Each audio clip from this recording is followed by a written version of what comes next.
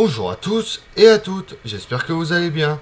Aujourd'hui, nous allons évoquer une expédition australe, oubliée de tous. Lorsqu'on parle de Napoléon, on pensait directement aux batailles, au code civil, à l'Empire ou encore à l'exil à Sainte-Hélène. Mais l'histoire a oublié, tout comme les commémorations, l'expédition de Nicolas Baudin en Australie. Initiative de l'empereur, fut pourtant une réussite scientifique.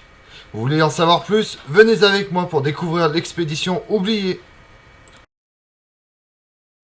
Autant dans la mémoire collective, l'expédition d'Égypte est liée au général Bonaparte, autant celle menée aux terres australes par Nicolas Baudin n'est pas retenue dans la liste des exploits.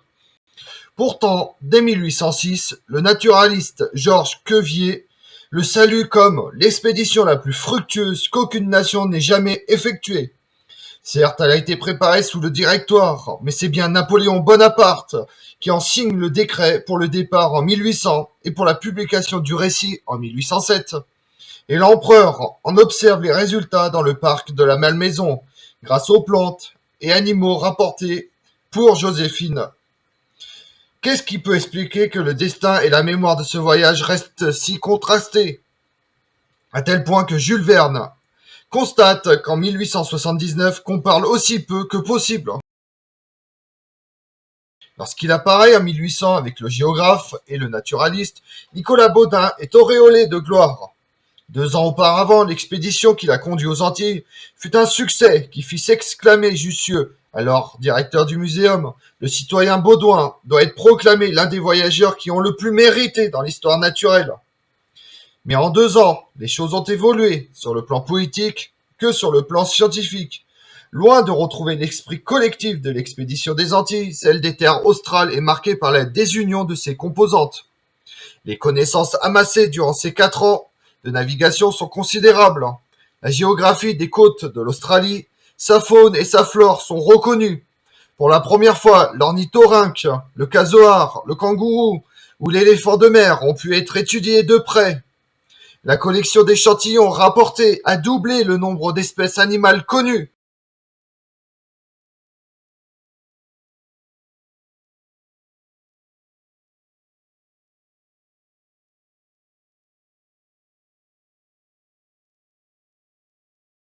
Si l'on ajoute les relevés des températures de la mer et de l'air autorisant une analyse des relations entre le climat et les différentes espèces, ou les prémices de l'anthropologie par l'observation des aborigènes, on a là l'envergure scientifique de cette aventure. Celle-ci s'achève le 25 mars 1804 par le retour du géographe à Lorient, le naturaliste ayant regagné le Havre dès le 7 juin 1803. Parmi les savants embarqués, c'est au zoologiste François Péronne qu'est confiée la rédaction du récit du voyage. C'est sur lui que se cristallisent les reproches dès la publication du premier volume en 1807.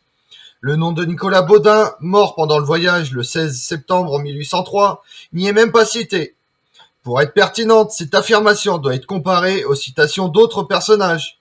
Napoléon lui-même n'est gratifié que de chef Auguste, premier magistrat, protecteur Auguste. Nicolas Baudin n'est donc pas mieux loti que l'empereur. Autre critique, Péronne aurait eu un rôle d'espion à cause de son rapport sur la colonie anglaise de Port Jackson. Or Péronne ne parle pas un seul mot d'anglais, ce qui est un sérieux handicap pour percer les secrets des adversaires. Ce rapport inspire le juriste Ernest Blossville, qui publie en 1831 une histoire des colonies pénales de l'Angleterre dans l'Australie. Prétexte au voyage en Amérique d'Alexis de Tocqueville, et que reprendra Michel Foucault dans Surveiller et punir.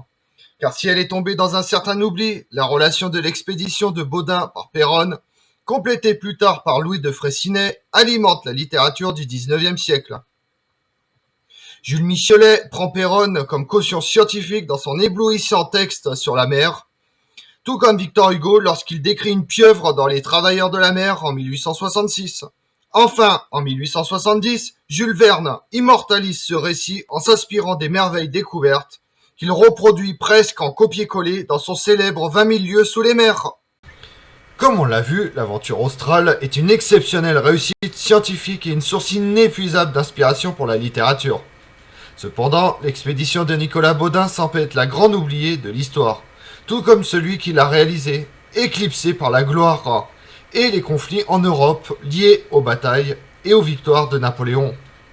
Je vous remercie d'avoir suivi cette vidéo en ma compagnie. Si vous voulez connaître mes autres vidéos, rendez-vous sur ma chaîne YouTube Tout sur l'Histoire avec Damien et sur les réseaux sociaux Instagram et Twitter Histoire Damien. Et pensez à liker, commenter et vous abonner. Je vous remercie à tous.